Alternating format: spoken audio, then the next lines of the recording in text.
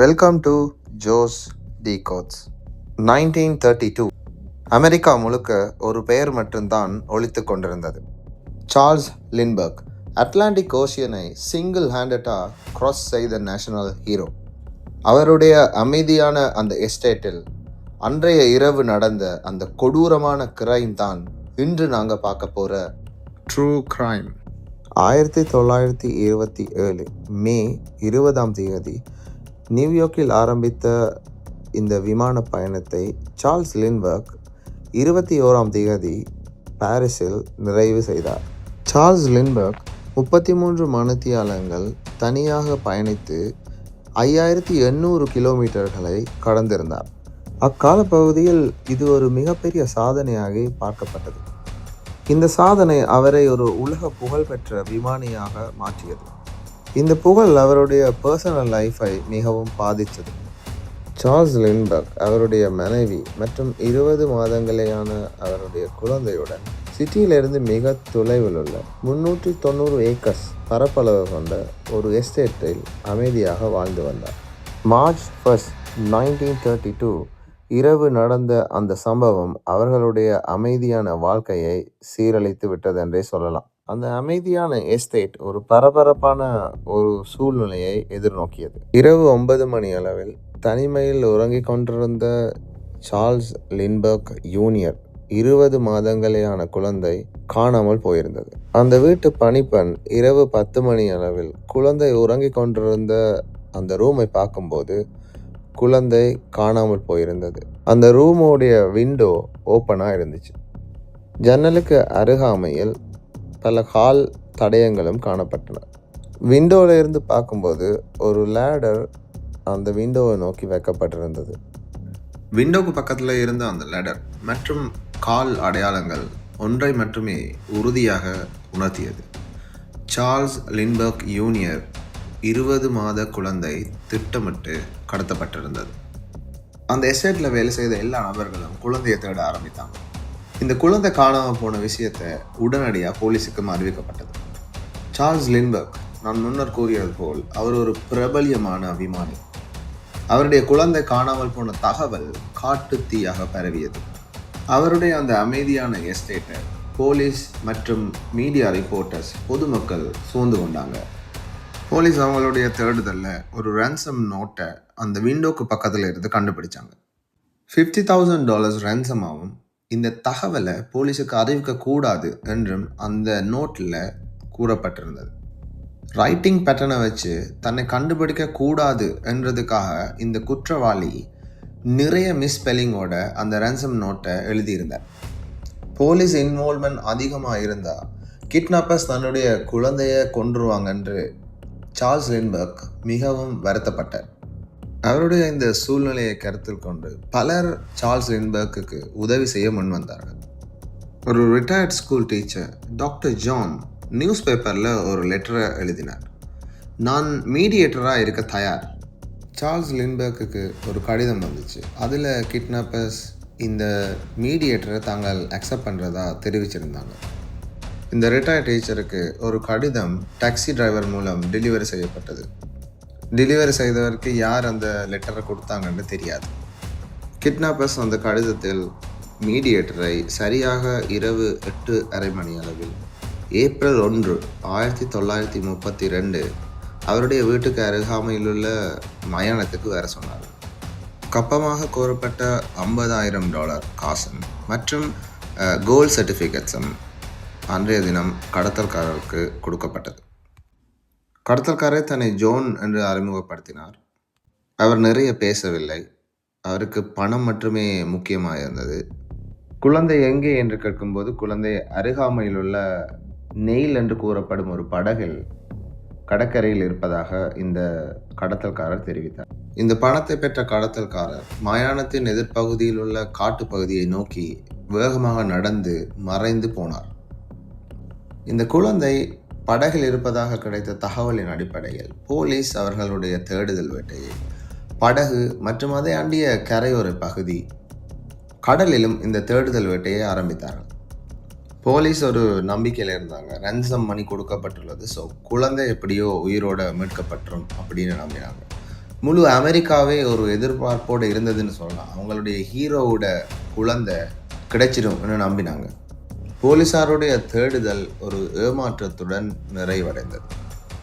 இந்த ரன்சம் மணி கொடுக்கப்பட்டு கிட்டத்தட்ட 1.5 மாதம் கழித்து மே 12, 1932 ஆண்டு சார்ல்ஸ் லிண்ட்பர்க்கின் வீட்டிலிருந்து சுமார் 6 கிலோமீட்டர் தொலைவில் ஒரு காட்டு பகுதியில் ஒரு குழந்தையின் உடல் இருப்பதாக தகவல் கிடைக்கப்பெறுகிறது. மருத்துவ ஆய்வில் கண்டுபிடிக்கப்பட்டது என்னவென்றால், குழந்தையின் மண்டையோட்டு பகுதியில் பாரிய வெடிப்பு ஒன்று இருந்ததாகவும், குழந்தை கடத்தப்பட்ட நாளே இறந்திருக்கலாம் என்று இந்த மருத்துவ குழு அவர்களுடைய முடிவை தெரிவித்தார்கள். போலீஸ் இந்த கிரைம் சீனை மறு ஆய்வுக்கு உட்படுத்தினாங்க. அதில் இந்த ஏணி ஒரு தனி மனிதரால் செய்யப்பட்டிருக்கும் என்ற ஒரு முடிவுக்கு வந்தாங்க. அதாவது இந்த குழந்தையை கடத்துவதற்காகவே செய்யப்பட்ட ஒரு ஏணி என்ற ஒரு முடிவுக்கு வந்திருந்தாங்க. கடத்தல்காரர் குழந்தையை எடுத்துக்கொண்டு ஜன்னல் வழியாக அந்த பலகை ஏணியின் மூலம் இறங்கும்போது ஏணி உடைந்து கீழே குழந்தை விழுந்திருக்கலாம். அச்சமயம் குழந்தைக்கு இந்த காயம் ஏற்பட்டு குழந்தை இறந்து போயிருக்கலாம் என்ற ஒரு முடிவுக்கு வந்தாங்க. போலீஸாருக்கு எந்த துப்புமே கிடைக்கல இந்த கேஸில்.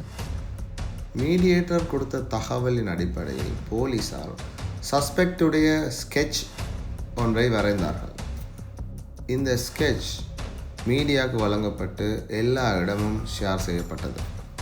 இந்த கோல்ட் சர்டிஃபிகேட் மாற்றப்பட்டதாக எந்த தகவலும் போலீஸாருக்கு கிடைக்கவில்லை. இந்த விசாரணையில் எந்த முன்னேற்றமும் இருக்கல. ஸோ போலீஸ் சென்ட்ரல் பேங்கோடு இணைந்து அனைத்து வங்கிகளுக்கும் மற்றும் க்ரோசரி ஸ்டோர்ஸ், கேஸ் ஸ்டேஷன்ஸ், எந்தெந்த வர்த்தக நிலையங்களில் இந்த கேஷை ஹேண்டில் பண்ணுற எம்ப்ளாயீஸ் இருக்காங்களோ அவங்களுக்கு ஒரு கோரிக்கையை வைக்கிறாங்க. இந்த சீரியல் நம்பர் கொண்ட ஏதாவது கோல்ட் சர்டிஃபிகேட்டை யாராவது மாற்ற வந்தால் தங்களுக்கு உடனடியாக அறிவிக்குமாறு ஒரு கோரிக்கையை முன்வைக்கிறாங்க. 2 வருடங்கள் கடந்துமே இந்த குற்றவாளியை கண்டுபிடிப்பது மிக சவாலாகவே இருந்தது. போலீஸாருக்கு அந்த முக்கியமான இன்ஃபர்மேஷன் செப்டம்பர் 15, 1934 கிடைத்தது. ஒரு நபர் தன்னுடைய கேஸ் பேமெண்ட்டுக்கு இந்த $10 வர்த்தான கோல்ட் சர்டிஃபிகேட்டை கேஷியருக்கு கொடுக்குறார். அதை பார்த்த கேஷியர் அந்த நம்பரையும் போலீஸார் கொடுத்த சீரியல் நம்பரையும் மேட்ச் பண்ணி பார்க்குறார். அது ஒத்து போகுது. அவர் உடனடியாக அந்த கார் நம்பரை நோட் செய்து காவல்துறைக்கு இந்த தகவலை தெரிவித்தார்.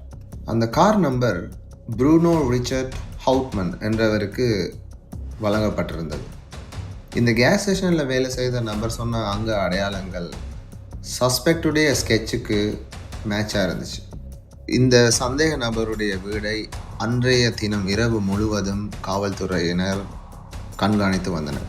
சரியாக அடுத்த நாள் காலமே 9 மணி அளவில் இந்த ப்ரூனோ ரிச்சர்ட் அவரை வீட்டிலேருந்து வெளியில் வந்து அவருடைய காரை ஸ்டார்ட் பண்ணி பக்கத்தில் இருக்கிற ஒரு கார் பார்க்கில் போய் அந்த காரை நிப்பாட்டினார். போலீஸார் அங்கே வைத்து இந்த நபரை கைது செய்தனர். Bruno Richard German carpenter. அவர் அமெரிக்காவில் 11 வருடங்கள் வாழ்ந்து வந்தார். அவரை கைது செய்யும் போது சோதனை செய்த போலீஸார் $20 பெறுமதியான மேலும் ஒரு கோல்ட் சர்டிஃபிகேட்டை கண்டுபிடித்தனர். மேலும் அவருடைய வீட்டை சோதனை செய்யும் போது $13,000 பெறுமதியான கேஷும் மற்றும் பல கோல்ட் சர்டிஃபிகேட்டும் கண்டுபிடிக்கப்பட்டன. ஸோ இந்த சந்தேக நபருடைய பேக்ரவுண்டை இன்னும் டீப்பாக இன்வெஸ்டிகேட் பண்ண போலீஸாருக்கு கிடைத்த தகவல் என்னவென்றால், இவர் பல கொள்ளை சம்பவங்களில் ஜெர்மனியில் ஈடுபட்ட ஒரு கிரிமினல் குற்றவாளி என்பதை அவர்கள் கண்டுபிடித்தார்கள். ஸோ ஜெர்மனில் இருந்து அமெரிக்கா வந்த இந்த நபர் கார்பெண்டராக வேலை செய்து கொண்டிருந்திருக்கார். மார்ச் 1, 1932, அதாவது இந்த குழந்தை காணாமல் போன டே வரைக்கும் அவர் ஒரு கார்பெண்டராகவே வேலை செய்திருந்தார். ஆனால் இந்த குழந்தை கடத்தப்பட்ட பின்பு அவர் கார்பெண்டர் வேலையை விட்டு ட்ரேடிங் இன்வெஸ்ட்மெண்ட்டில் ஈடுபட்டதாக போலீஸார் கண்டுபிடித்தனர். February 13, 1935 கோர்ட் இந்த நபரை குற்றவாளியாக அறிவித்தது. அவரை குற்றவாளி என தீர்மானிப்பதற்கு இருந்த முக்கிய காரணங்கள் என்னவென்றால், ஏணியில் இருந்த டூல் மார்க்ஸுக்கும் சந்தேக நபர் வீட்டிலிருந்து கண்டுபிடிக்கப்பட்ட டூலுக்கும் ஒரு ஒற்றுமை இருந்தது. அந்த ஏணியில் பயன்படுத்தப்பட்ட மரப்பலகைகள் இந்த சந்தேக நபருடைய வீட்டு மேல் மாடியில் இருந்த வுட் ஃப்ளோருக்கும் ஒத்திருந்தது. ரிட்டையர்ட் டீச்சர் அந்த மீடியேட்டருடைய தொலைபேசி எண் மற்றும் அவருடைய அட்ரஸ் இந்த சந்தேக நபருடைய வீட்டு அலுமாரி கதவில் எழுதப்பட்டிருந்தது. இந்த அனைத்து சூழ்நிலை ஆதாரங்களையும் கருத்தில் கொண்டு 1936 ஏப்ரல் 3 மாலை 8:40 மணியளவில் ப்ரூனோ ரிச்சர்ட்டுக்கு மரண தண்டனை மின்சார நாற்காலி மூலம் நிறைவேற்றப்பட்டது. 1930களில் நடந்த மிக கொடூரமான ஒரு குற்றமாக இது கருதப்படுது. இந்த கடத்தல்கள் சம்பந்தமான குற்றத்தை அணுகுவதற்கு லின்பர்க் லோ அங்கே உருவாக்கப்பட்டது. இந்த கேஸில் முதன் முறையாக hand writing analysis, would to tool mark examination, serial number tracking என்று பலவிதமான புதிய கிரிமினல் இன்வெஸ்டிகேஷனை இந்த கேஸ் கொண்டிருந்தது. இந்த கேஸ் இதுவரைக்கும் பேசப்படுவதற்கு முக்கியமான காரணம் என்னவென்றால் அவருடைய தண்டனையை தீர்மானித்தது சூழ்நிலை காரணிகள். இன்று வரைக்கும் எழுப்பப்படுகிற ஒரே கேள்வி, இந்த ப்ரூனோ ரிச்சர்ட் தான் கொலையாளியா? இந்த இன்வெஸ்டிகேஷன் ஃபேராக நடந்ததா? இன்வெஸ்டிகேஷன் நடக்கும்போது சார்ல்ஸ் லின்பர்க் அவருடைய மனைவியின் அம்மா, அதாவது அவருடைய மாமியார் வீட்டில் வேலை செய்த ஒரு பணிப்பெண்ணை விசாரணைக்கு அழைத்த போது ஜஸ்ட் பிஃபோர் த இன்வெஸ்டிகேஷன்ஸ் டே அந்த பெண்மணி தற்கொலை செய்து கொண்டார். சார்ல்ஸ் லின்பர்க்குடைய குழந்தைக்கு சில குறைகள் இருந்ததாக அரங்கேற்றியதாகவும் சிலர் கூறுகின்றனர். ப்ரூனோ ரிச்சர்ட் தான் குற்றவாளியா? உங்களுடைய கருத்துக்களை கமெண்ட்ஸில் பதிவு செய்யுங்கள். நன்றி, வணக்கம்.